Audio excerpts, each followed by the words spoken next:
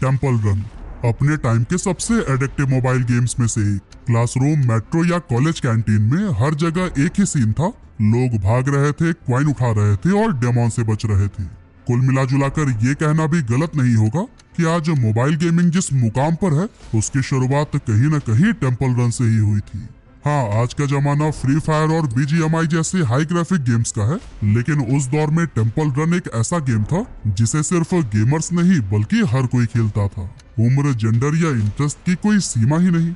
लेकिन फिर वो गेम जिसने दुनिया को सिखाया कि थ्रिल जीतने में नहीं बल्कि थोड़ा और दौड़ते रहने में है, वो खुद दुनिया की इस दौड़ में पीछे कैसे रह गया। चलिए सब कुछ डिटेल में जानते हैं आज की इस वीडियो में।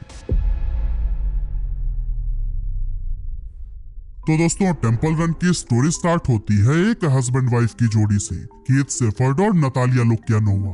दोनों वेकना टेक्नोलॉजीज नाम की एक कंपनी में जॉब करते थे, जहां उनका काम था हॉस्पिटल्स के लिए सॉफ्टवेयर बनाना।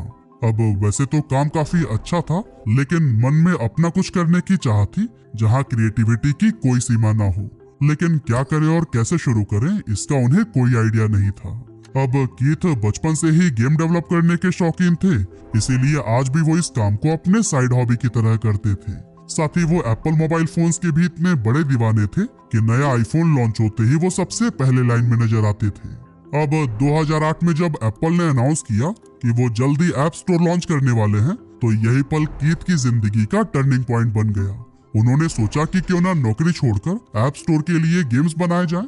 इसी सोच के साथ कीथ और नतालिया ने 2008 में अपना पहला प्रोजेक्ट शुरू किया, जो था एक वर्ड पजल गेम बनाने का, और इस गेम का नाम रखा गया इमांगी। और दोस्तों, गेम बनाने का ये सफर इतना खास रहा कि बाद में उन्होंने अपनी कंपनी का नाम भी यही रख दिया, इमांगी स्टूडियोज।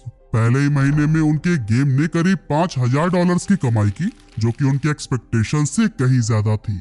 इस सक्सेस ने दोनों को काफी कॉन्फिडेंस दिया और उन्होंने सोचा कि अगर हमारा ये सिंपल सा गेम इतना अच्छा परफॉर्म कर सकता है, तो जब हम कुछ नया और एडवांस करेंगे तब तो कुछ बड़ा किया जा सकता है।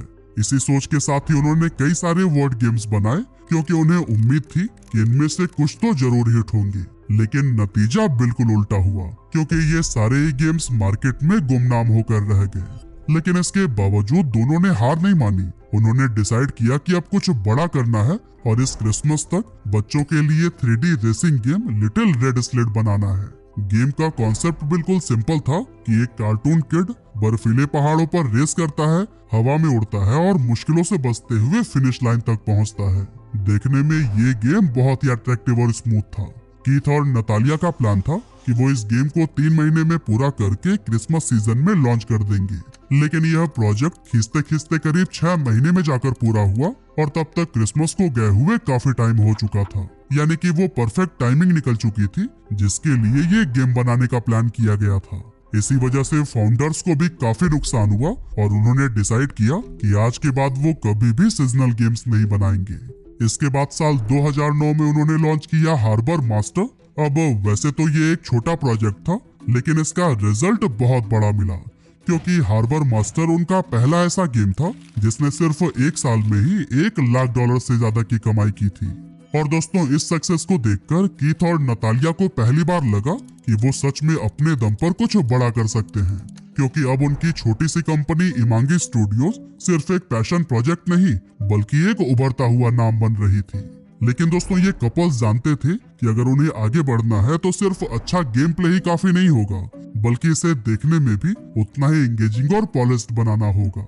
यही सोचकर उन्होंने एक टैलेंटेड आर्टिस्ट किरिल चांगो को हायर कर लिया, जिसके बाद से उनकी टीम 2 से 3 लोगों की हो गई। आगे आने वाले टाइम में तीनों ने मिलकर मैक्स एडवेंचर नाम के एक गेम पर काम करना शुरू किया, जिसमें काफी पैसा इन्वेस्ट किया गया था। Hi, I'm Natalia from Imanji Studios, and I'm gonna show off our upcoming game, Max Adventure. इसके विजुअल्स भी बहुत अच्छे बनाए गए थे, जो कि बच्चों के लिए काफी अट्रैक्टिव थे। लेकिन प्रॉब्लम ये थी कि इसका गेम प्ले बहुत कॉम्प्लेक्स था, जिसकी वजह से प्लेयर्स गेम को एंजॉय नहीं कर पाते थे। यहाँ तक कि कुछ को तो समझ ही नहीं आता था कि आखिर इसे खेलना कैसे है। इसीलिए ज्यादातर प्लेयर्स फ्रस्ट्रेटेड होकर क्विट कर देते थे। लेकिन दोस्तों, वो कहते हैं ना कि कभी कभी आपका फेलियर ही आपके लाइफ का सबसे बड़ा टर्निंग पॉइंट बन जाता है, और यही बात कीथ और नतालिया के साथ भी हुई।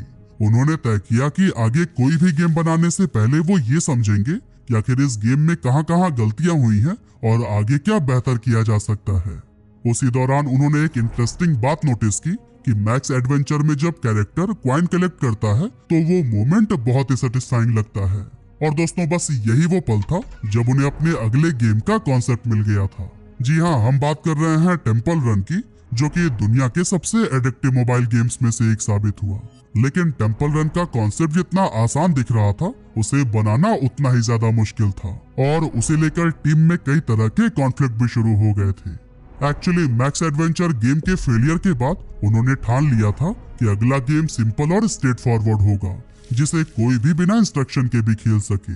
अब इमांगी स्टूडियोज की टीम हर गेम की शुरुआत एक प्रोटोटाइप से करती थी, मतलब बिना फैंसी ग्राफिक्स या फाइनल आर्ट के।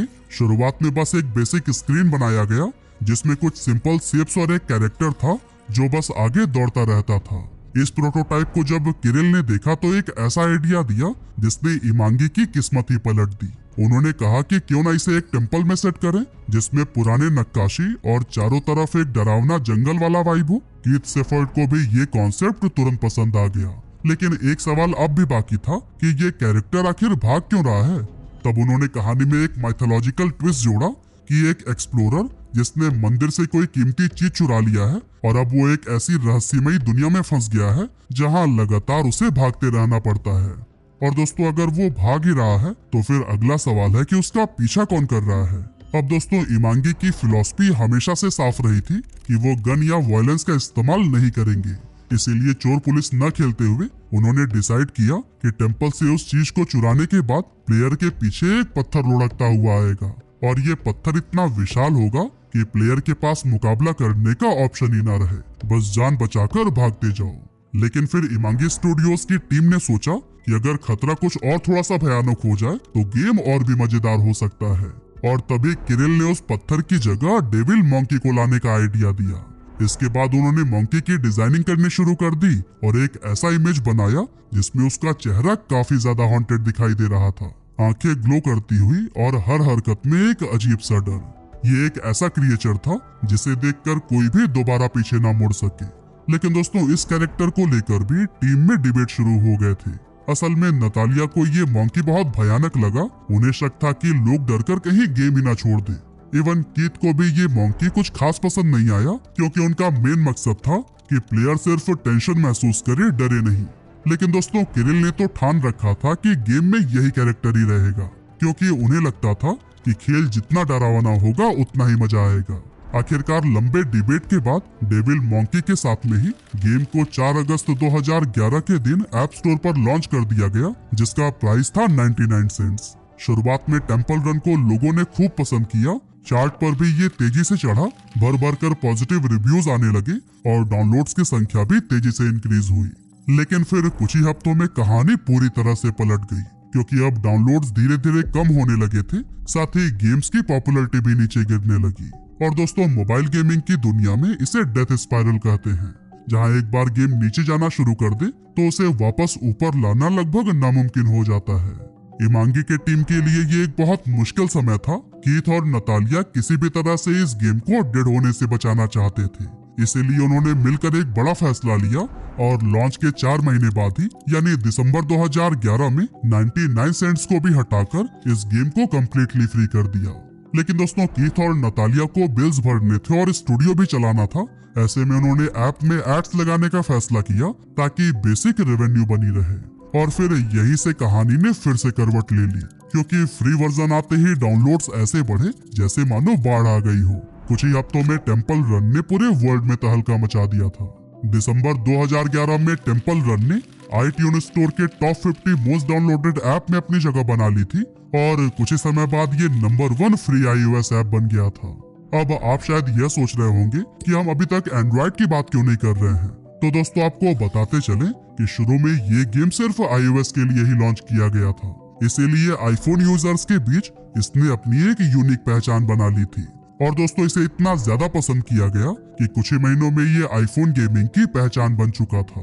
इसकी बढ़ती पॉपुलैरिटी को देखते हुए डेवलपर्स ने इसे दूसरे प्लेटफॉर्म्स पर भी लाने का फैसला किया, जिसके बाद 27 मार्च 2012 को इसका एंड्रॉयड वर्जन भी रिलीज हुआ और इस एंड्रॉयड वर्जन को सिर्फ 3 दिन के अंदर 1 मिलियन से भी ज्यादा बार डाउनलोड किया गया था। और दोस्तों यहीं से टेम्पल रन का ग्लोबल जर्नी भी शुरू हो गया। शुरुआत में जो सिर्फ आईफोन यूजर्स का फेवरेट गेम था, वो एंड्रॉयड पर आने के बाद से लगभग हर स्मार्टफोन में ही दिखाई देने लगा। चाहे कॉलेज हो या फिर ऑफिस जाने वाले लोग, सबका एक ही टाइम पास बन गया था टेम्पल रन। सोशल मीडिया पर भी हर कोई अपने हाई स्कोर का स्क्रीनशॉट डाल रहा था। यूट्यूब पर इसके गेम प्ले वीडियोस वायरल होने लगे थे। यहाँ तक कि कई सारे सेलिब्रिटीज भी इसके दीवाने बन चुके थे। और दोस्तों इसी दीवानगी की वजह से 1 साल पूरे होते होते यानी अगस्त 2012 तक टेम्पल रन का क्रेज इतना ज्यादा बढ़ गया था कि ऐप ने 100 मिलियन से भी ज्यादा डाउनलोड्स पूरे कर लिए थे। कुल मिलाकर दुनिया भर में प्लेयर्स ने 10 अरब से ज्यादा बार इस गेम के सेशंस खेले थे। यानी अगर सारे गेम प्ले टाइम को जोड़ दें तो लोग 54,000 साल तक का टेम्पल रन खेल चुके थे। टेम्पल रन अब तक एक ग्लोबल सेंसेशन बन चुका था। ऐसे में भला हॉलीवुड का ध्यान उसकी तरफ कैसे न जाता। इसीलिए 2012 में डिज्नी ने इमांगी के साथ हाथ मिलाया और दोनों ने मिलकर बनाया टेम्पल रन ब्रेव, जो पिक्सर की फिल्म ब्रेव पर आधारित था। इसमें गेम प्ले तो वही था, लेकिन विजुअल्स और थीम में डिज्नी का मैजिक साफ झलक रहा था। अगले ही साल 2013 में इसका एक और वर्जन भी लॉन्च हुआ, टेम्पल रन ओजी, जो कि डिज्नी की film OG the great and powerful से इंस्पायर्ड था। ये वर्जन पहले से भी ज्यादा कलरफुल, सिनेमेटिक और एडवेंचरस था, जिसको खेलते हुए लोगों को ऐसा लगता था जैसे वो किसी फिल्म का हिस्सा बन गए हों। इसी साल ही कंपनी ने टेम्पल रन 2 भी लॉन्च किया, जो कि ओरिजिनल गेम का सिक्वल था, लेकिन इसमें हर चीज को बड़ा, बेहतर और ज्यादा थ्रिलिंग बनाया गया था। यही वजह थी कि लॉन्च के सिर्फ 2 हफ्ते बाद इसने 50 मिलियन डाउनलोड्स के साथ में ऐप स्टोर के सारे रिकॉर्ड्स तोड़ दिए थे। टेम्पल रन 2 में कंपनी ने एक बेहद खास कैरेक्टर इंट्रोड्यूस किया था उसैन बोल्ट का। वही उसैन बोल्ट जो रियल लाइफ में भी दुनिया के सबसे तेज रनर माने जाते हैं। इंटरेस्टिंग बात तो यह थी कि बोल्ट ओलंपिक रेस से पहले खुद को काम रखने के लिए टेम्पल रन खेला करते थे। अब जब इमांगी को ये बात पता चली तो उन्होंने तुरंत ही उन्हें गेम में आने का ऑफर दे दिया। और बस फिर क्या था, रियल लाइफ के फास्टेस्ट मैन ऑन अर्थ अब गेम के अंदर भी द फास्टेस्ट कैरेक्टर बन गए। ये कोलैबोरेशन इतना पॉपुलर हुआ कि प्लेयर्स को ऐसा लगने लगा कि मानो वो खुद उसैन बोल्ट की स्पीड से दौड़ रहे हों।